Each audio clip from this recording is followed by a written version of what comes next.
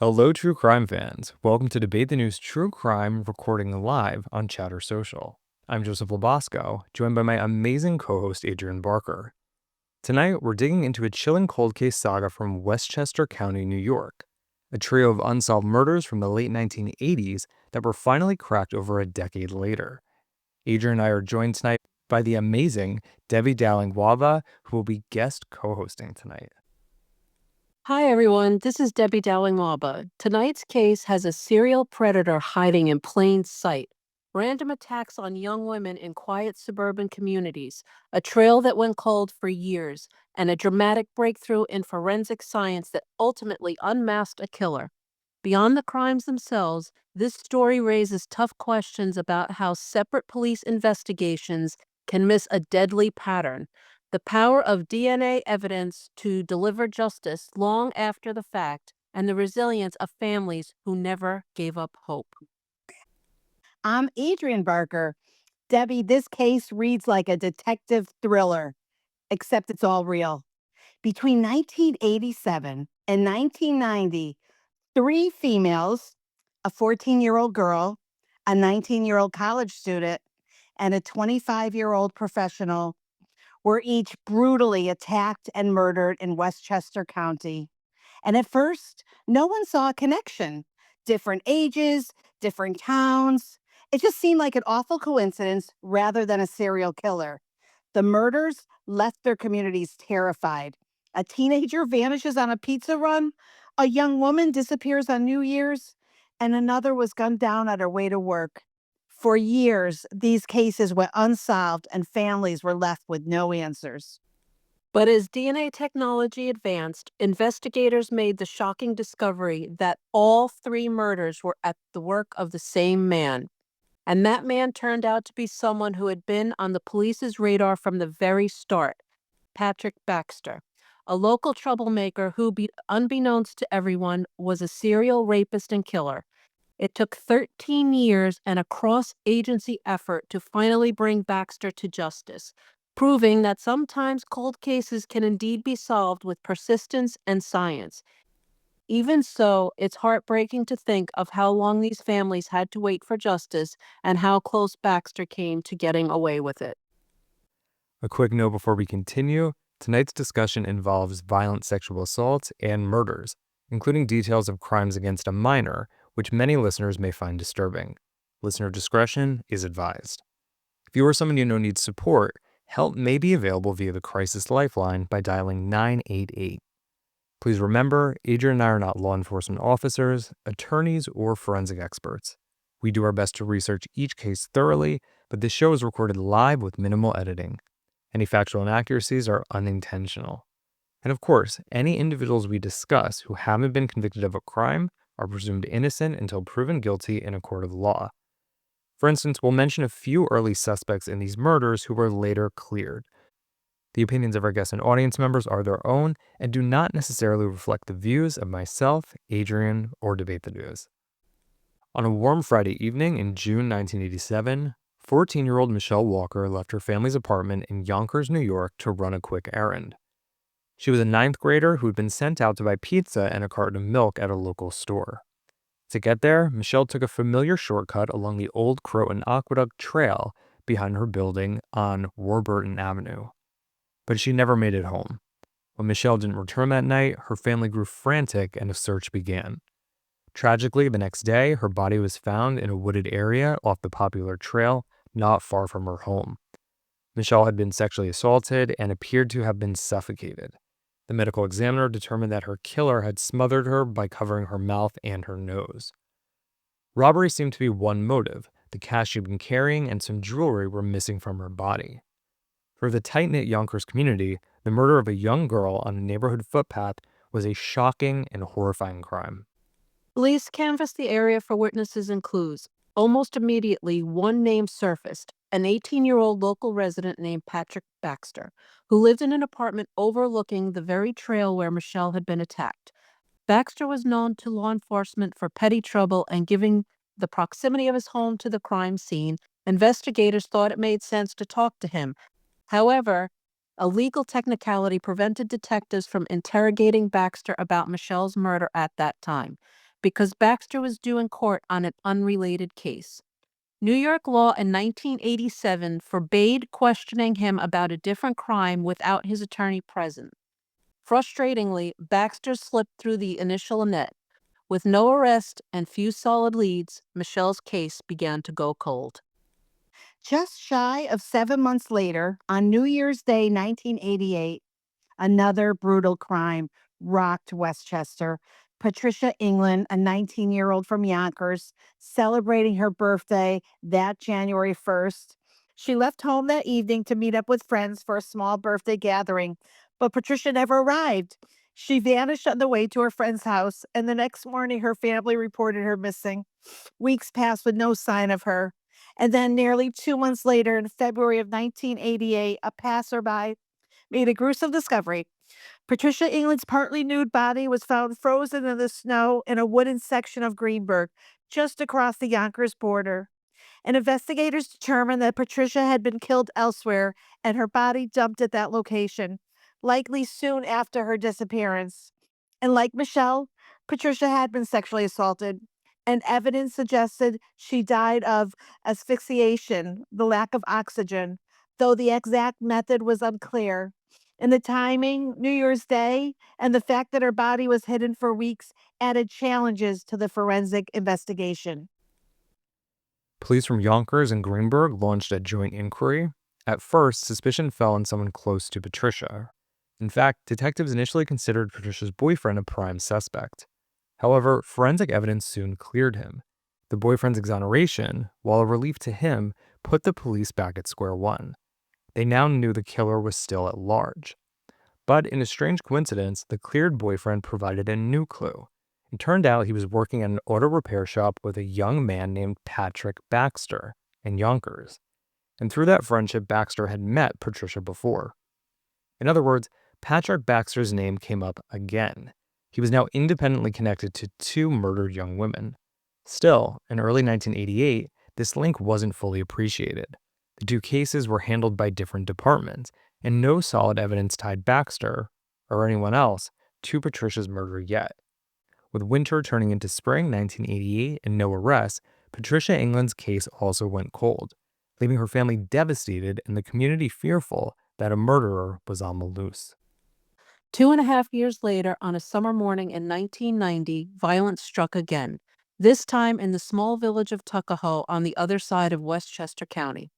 Lisa Gibbons, 25, had recently moved from Manhattan to Tuckahoe in search of a quieter life. She had a new job as a medical office receptionist in the suburb of Hartsdale and was commuting by train. On July 17, 1990, around dawn, Lisa set out on her daily route to catch a train at the Crestwood train station, a train station I often took. She walked along a paved county path near the station and straight into the path of a predator. Sometime that early morning, an assailant attacked Lisa near the train platform. In a scenario tragically similar to the earlier murders, the attacker tore at her clothing and sexually assaulted her right there by the quiet commuter rail path. But unlike the previous two cases, the killer in this incident brought a horrifying new element, a sawed-off shotgun. After assaulting Lisa, the perpetrator shot her once in the back of the head at close range, killing her instantly. The assailant then stole her purse and jewelry and fled the scene.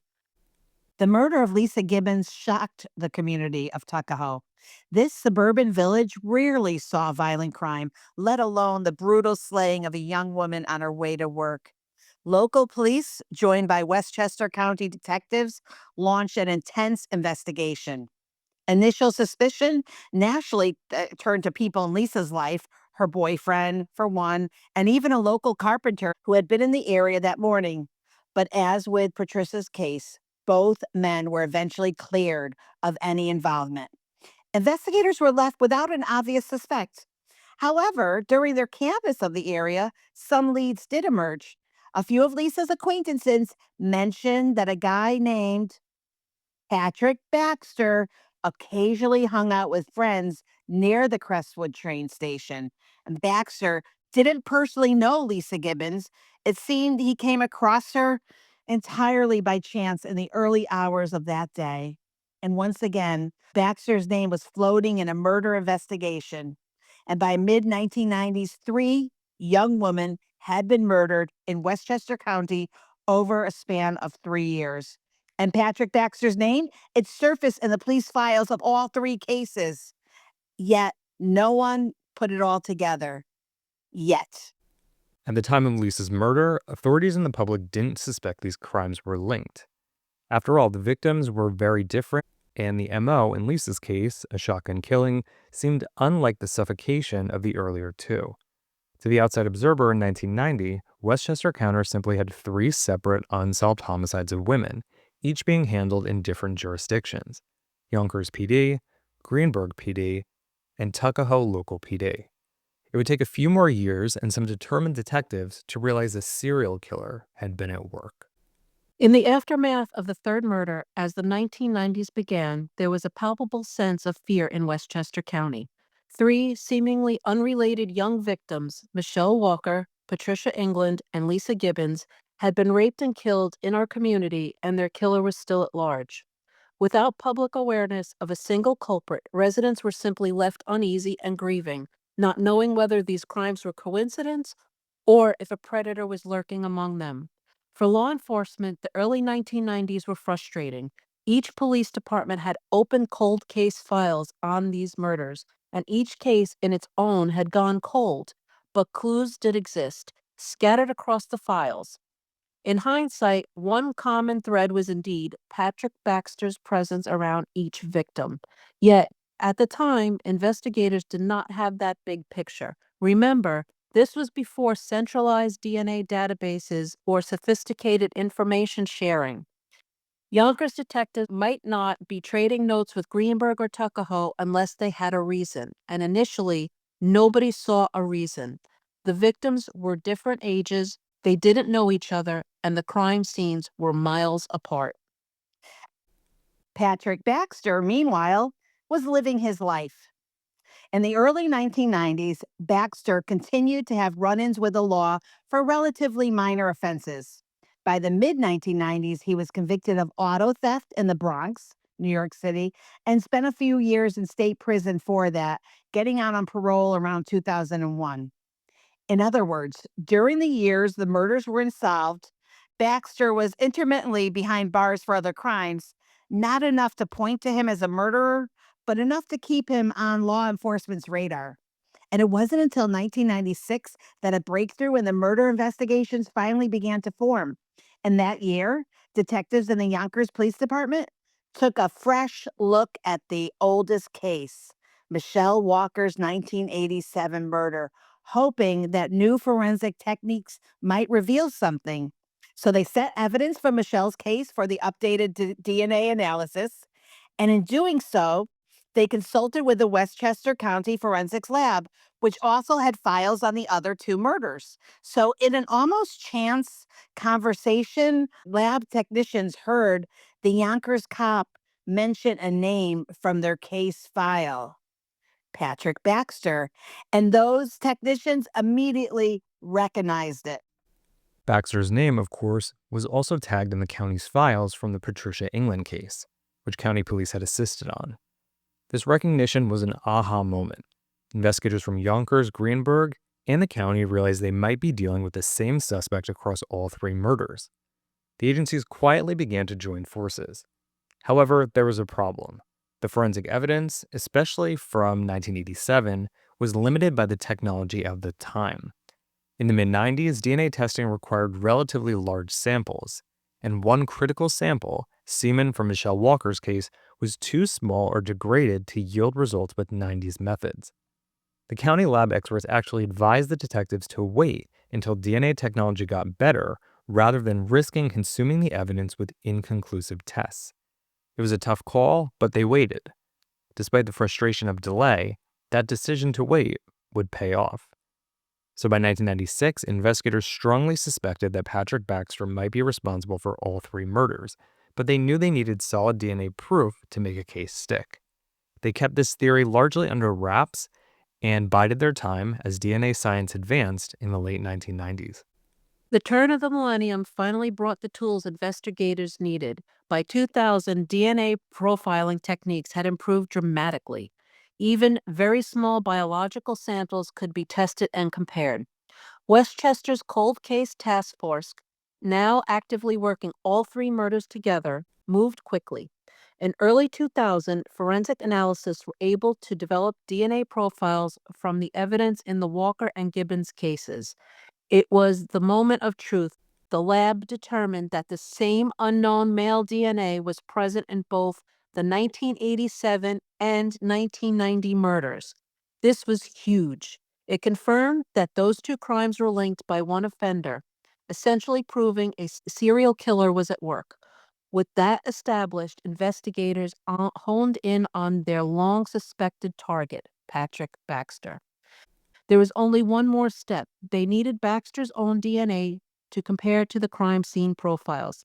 At the time, Patrick Baxter, now about 31 years old, was actually in state prison on an unrelated conviction. Reports say he was serving a term for reckless endangerment and possession of stolen property. Prosecutors obtained a court order compelling Baxter to provide a blood sample for DNA testing. And Baxter fought it at first. There were legal motions as his attorneys tried to block the sample, but thankfully and ultimately, under the law, he had to comply. And when Baxter's blood was tested, the results were damning. His DNA matched the semen from Michelle Walker's 1987 rape murder and matched the DNA from Lisa Gibbons' 1990 rape murder. And in June 2000, Westchester authorities publicly announced that the long unsolved killings had been connected by DNA to one single suspect.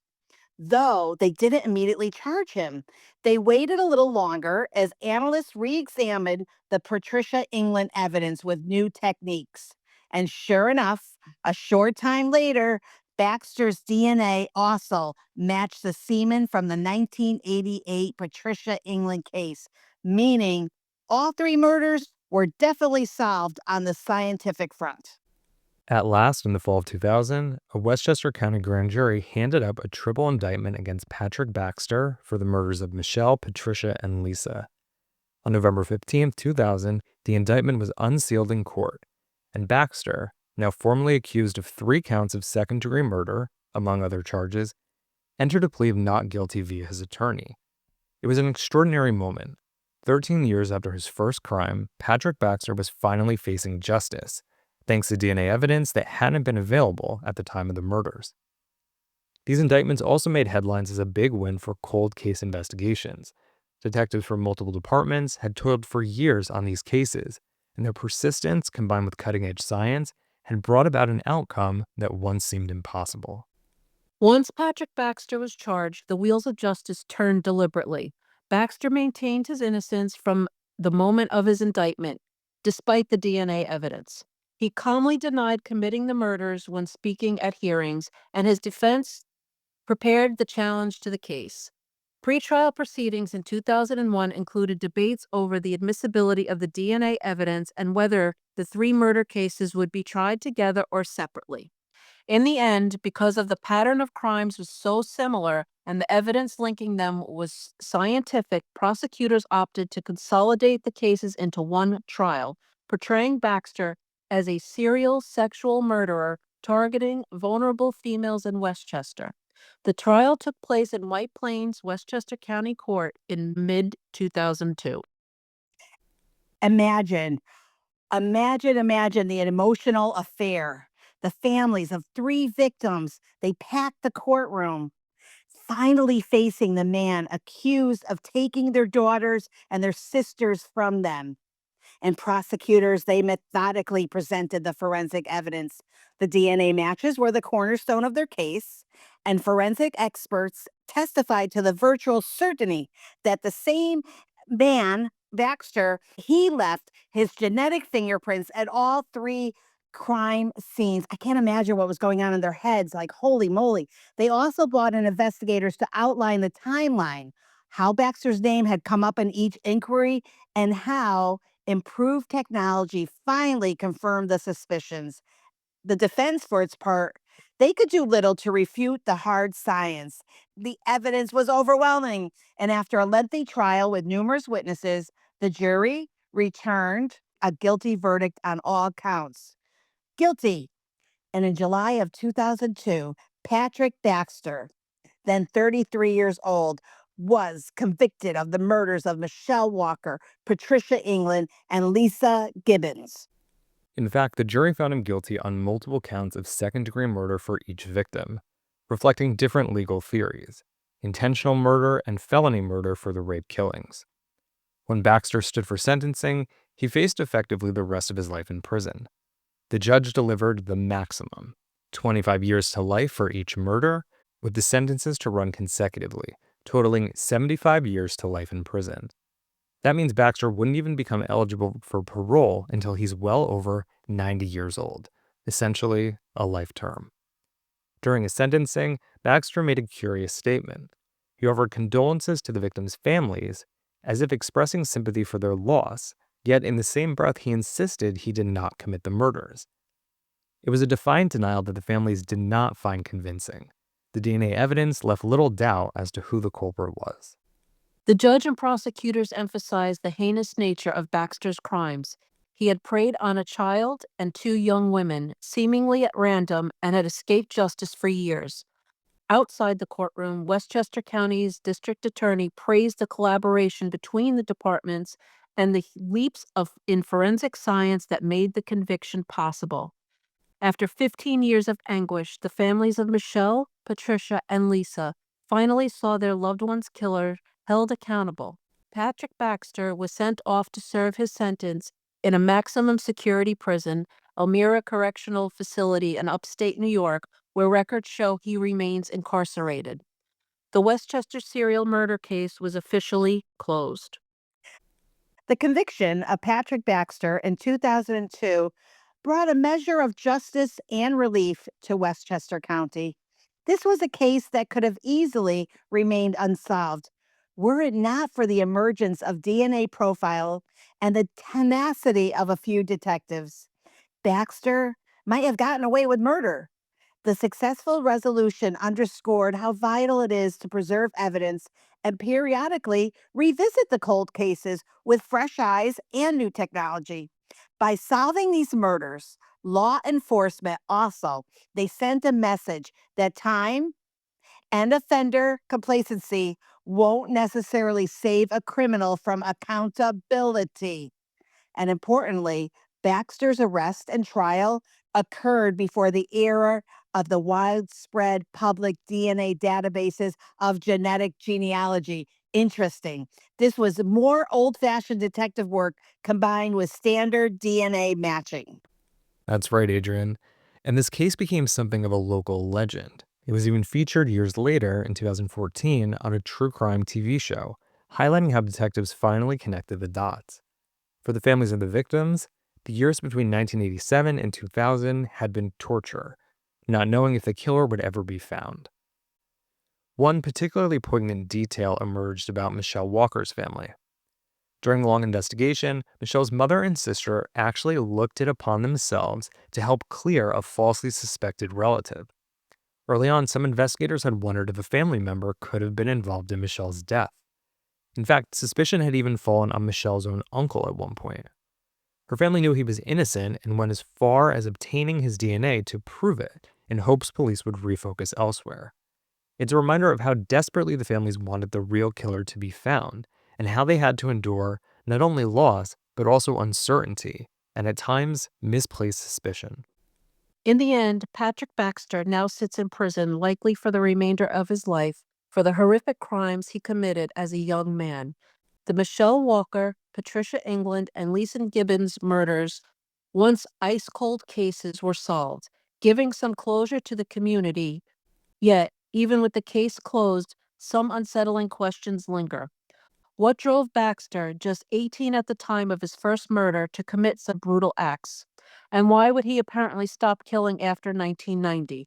Was it simply his sporadic incarceration that interrupted his crimes, or were there other victims out there that remain unknown? These are the kinds of questions we may never fully have answers to. What we do know is that justice eventually caught up with him. Westchester County's oldest unsolved murders were solved, and a serial killer was put behind bars where he can never hurt anyone else. Debbie, this story is so fascinating. But what was it that really made you want to choose this case to talk about? So, Adrienne, I grew up in Yonkers, and I was 15 at the time that Michelle Walker was murdered. And I remember watching it on the news and how it just deeply impacted me that someone my age could be murdered. And there was a county fair that used to go on all the time, and that was in town, and my parents wouldn't let me go. And then it kind of went down to being overprotective and just making sure we never went anywhere alone, me or my sister. And it just always, all these years, this case has always just stuck with me. And every once in a while, my thoughts about Michelle, I did not know her. I did not know her family, but just I think the impact it had on me as her being my age and being murdered and not knowing who murdered her for so many years just deeply affected me. And the other one that I was aware of was Lisa Gibbons from Tuckahoe, because the Crestwood train station that she was on her way to where she was murdered, I hung out with my friends there many, many, many, many times and many, many, many days and took that train many times as well. So it was areas that I was very familiar with, and it just was a really scary time. Debbie, we don't talk about that enough. We think true crime and we think the families and we think everyone close, but that doesn't mean someone young like you wouldn't be affected. And especially when it was so random and, like, could it happen to me? Could I just walk to school? So I could see where your parents would be so scared and where you would be too. So, Joseph, you are kind of close to that area. I don't know if you recall the crime, but what were your thoughts when you were putting this together with Debbie? Yeah, it's a very interesting case. And yeah, I grew up in northern New Jersey, not far from here at all. I had actually never heard of this case. So when Debbie picked it, I was like, wow, there's a serial killer from Westchester County in the late 80s, and I had never heard of it. It's amazing about the DNA and thrilling really when you think about it, right? It's just amazing how like it did all fall together. Was that what was the show? So, by the way, if you recognize this amazing voice, it's Angie. We're so happy that she's here. And Angie had one of the highest rated, the most downloaded shows. So, Angie, just take a second to let everyone know what that show is so they can go back into the episodes and listen to that one. What's up, everybody? It's your girl Angie, aka Angie's World, and I joined Joseph and Adrienne for the Five Hollow Murders. Definitely check that out. It's a good episode. Shout out to Adrienne. Shout out to Joseph. You know what? Just binge every single episode. Just listen to all the episodes. They're fantastic. The chatter community is fantastic. Everybody is fantastic. Check it out. And thank you guys so much. I love you. That was awesome. That was awesome. All right, you want to get into some questionings? Joseph, do you want to lead any of the questions tonight for the group? Sure. So let's talk about the cold case breakthrough and the DNA technology. So this case went unsolved for over a decade until DNA evidence tied the murders together. What does this say about the importance of revisiting cold cases as technology advances? This case is very interesting because it would have gone cold if the DNA tool wasn't available to catch this person. So the fact that we had this tool is amazing, not only to catch those who are guilty, but also to exonerate those who are not, right? Because a lot of people get wrongly convicted. If I can say something about this case, I heard an interview that Patrick gave from jail, and the interviewer asked him when he found out that the 14-year-old was dead and also Patricia, and he say 5 minutes later. And I want to bring this up because remember, he apologized to the family of all these girls, but he always say he was not guilty, right? And this question he answered 5 minutes later. And so I was like, wait a minute.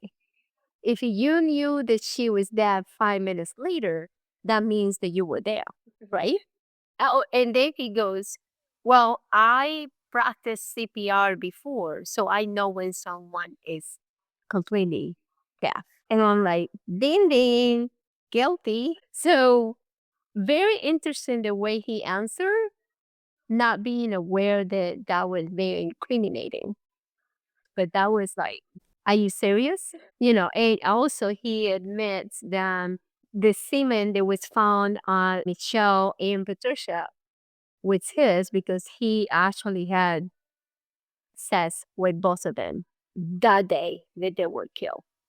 So he incriminates himself in this interview, in my opinion, without even knowing that he is incriminating himself. Wow. Wow. Yeah, wow, that is so interesting. I wonder if that was a little bit of a slip up or if that was just his way of saying that he did it and admitting it without fully coming out and saying he admitted it. Very interesting. Yeah, I think that he admitted it without admitting it because for so long he denied it. And even we saw that in the case when it ended, he basically said, I'm sorry, but it still wasn't me. I'm glad that they never gave up and that they actually did reopen these cases to find out who was the murderer.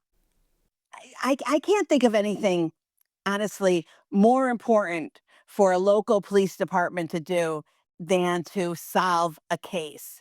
It is crucial to the community. It is crucial to the police department, their public relations in their community. So I can't think of anything more important. And I hope that they continue to pull cases and do the research, especially if they have held on to DNA and now contest it.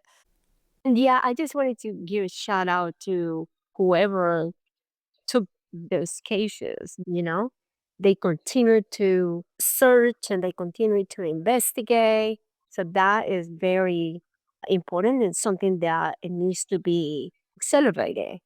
Shout out to these people who take their job so seriously and they complete the job. To me, these cases are not completed until you find the person who committed the crime. I think, yeah, there should always be a focus on retesting old evidence because we saw this in the Fox Hollow Farm case. They years later went back and used DNA technology, and I think they actually uncovered at least one additional victim after the fact. So, definitely, I would love to see more funding given specifically to go back and look at these cold cases because a lot of times families will actually spend their own money to get independent autopsies or do their own independent investigations when the cases of their loved ones goes cold. So I would love to see resources directed specifically to go back and look at some old cases. Oh, I wanted to take a second because we have listeners of all ages, right? And I just want to remind people that in the 80s, the internet was only available for like universities. It wasn't something that you'd have in your home. We didn't have smartphones. We didn't have widespread Wi Fi. We didn't have personal computers. We had landlines, cassette tapes, payphones, physical media like floppy disk, entertainment via NTV. I'm only bringing this up because when we think, we have to also remember like, wait a second, they really didn't have much and how far we've come. I just think it's fascinating this time that we're in, that we've got technology and all of these unsolved mysteries that are starting to be solved. So it's just really cool that we're getting to see this at this time for us. I love it. But do you believe that the authorities should have broad powers to collect and test DNA from incarcerated individual or suspects in order to solve old crimes? Or do you think that raises privacy and civil liberties concerns? Back then, when he was arrested and when he went to jail, they took their fingerprints and everything. DNA was not a thing back then. So I think that that was a big missed opportunity. Yeah, I'm not sure about what those procedures are. But on the privacy issue, I think, yeah, there is a fine line between getting justice and protecting people's privacy. In this case, Patrick Baxter was serving a sentence on an auto theft conviction. He had a lot of other petty or lesser crimes that he committed prior to committing the murders, around that same time, and after. So you could argue, well, Patrick, if he hadn't committed that auto theft and he was convicted of it, or wasn't just accused of it, they would have maybe never even had the opportunity to get that DNA from you while you were there, but you gave up some of your rights by committing a crime and then being incarcerated. Yeah, I agree. I wanted to bring up something else that we were talking about, and this is so gruesome, and I'm gruesome to just even bring this up. But I was going to say, because I watched Animal Kingdom, my favorite show in the whole wide world. Thank you so much to Animal Kingdom actors and the whole team because I loved every minute of it. But one of the things that it made me think of, this is so awful, but like, so he strangled two of the girls and then he used the shotgun. And when I heard that for the first time, I was like, "Oh, that is weird." But then after watching Animal Kingdom, I'm thinking to myself, it's not easy to strangle someone. And I wonder once he got his hand on the gun, if that was kind of why he made the switch. Because in Animal Kingdom, they reference the fact of trying to like actually strangle someone is very, very difficult. And I think I remember a saying that said, it's very hard to kill someone. It's not like easy to do. So do you think they're like, wait, two strangulations and one shotgun? Did that throw them off? I definitely think the fact that the first two were strangled and the last one was shot, that did pose that whole, well, maybe they aren't related. So I think that did play a part in it. Yeah, I think that while strangulation and a shotgun blast to the face are two very different methods of killing someone, they're both very up close and personal when you really think about it. But I really think it was the different jurisdictions that really was the issue for why they didn't connect the dots. Excellent point. And then you have the ages were different. Um, but how can investigators and communities better identify these patterns when a predator's targets are so diverse? Well, I think now with all the technology that is around, I would think that there's some kind of database that when they enter crimes into, it would pull up. You see it on TV, they'll put it in a system and it'll pop up somewhere else. So I think just the advancement in technology, these different agencies are able to communicate with each other, and it would be easier for them to spot, hey, we have something going on here. So, do we know any reason why would he kill three women in different ages like this? Yeah, to the best of my knowledge, no reason was ever given because he still even denies that he did it. So there's been no reason given. Joseph, I don't know if I have anything more to discuss about this sad case, except my heart to the families. And I'm sure that they are remembering their loved ones every day of their life. It's just so sad. Yeah, it's a horrible series of crimes, and I feel horrible for the families who had to wait so many years. And I feel horrible for the community because I think, and you had touched on this earlier, Adrian, when someone commits a horrific crime like this in a community, it affects everyone. It affects how parents worry about their kids. It changes how just an everyday person who's used to going for a walk or taking the same commute they normally did, it changes how they operate. It has a ripple effect that really weaves its way into everyone's lives. So it's horrible.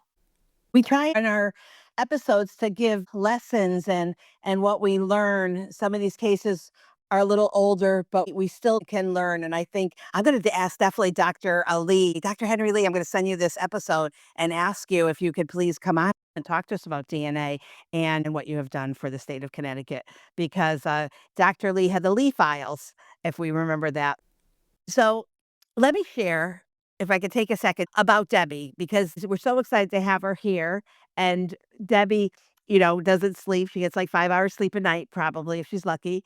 Because Debbie, what we want to do is ask you, can you just share about the morning chatter?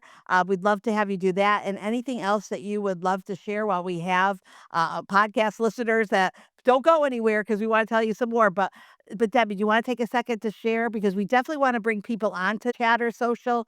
And there's no cost, by the way, in coming on here and actually being part of this live conversation. There's nothing like it. So, Debbie, take it away. Sure. Thank you, Adrian. Yes. So on Chatter Social in the mornings from 6 a.m. to 10 a.m. Eastern Standard Time, Monday through Friday, I run a show that's called The Morning Chatter, and it is a collection of different speakers who speak on different topics, and you can learn about everything from caretaking to mental health to business lessons, AI, just a whole different variety of topics. Also, I have an email marketing course that I launched a couple weeks ago because I am in the space of building websites and funnels and email marketing.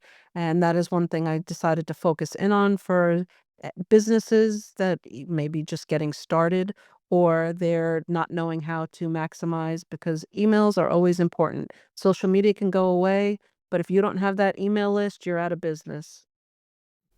Debbie, you told me last week it's a crime. It's a crime if you don't have an email list. It's like think of a brick and mortar business. You have that building. Now, when you're building your business, if you don't have that strong foundation, you're not going to have a business. And one of those big pieces that go into that foundation is having your email list. Love it, love it, love it. We'll start having an email list when we have the merch store going on. So thank you, Debbie. I love the morning chatter. So beautiful. Yes, Debbie is fantastic. And she's such a huge supporter of not just our show, but a lot of the other creators on the platform. Her morning chatter is fantastic. I am admittedly not a morning person, but on the days that I do get up very, very early, I love to pop in there. Starts right at 6 a.m. East Coast time, and it's just such a great vibe. The format is some speakers will take an hour slot, some speakers take a half an hour slot. So throughout the entire morning, you get to hear from different speakers on different topics, and you learn a lot just by sitting there for a couple hours. So shout out to the morning chatter. We definitely would love our listeners to download the Chatter Social app. It's so fun. It's a great vibe.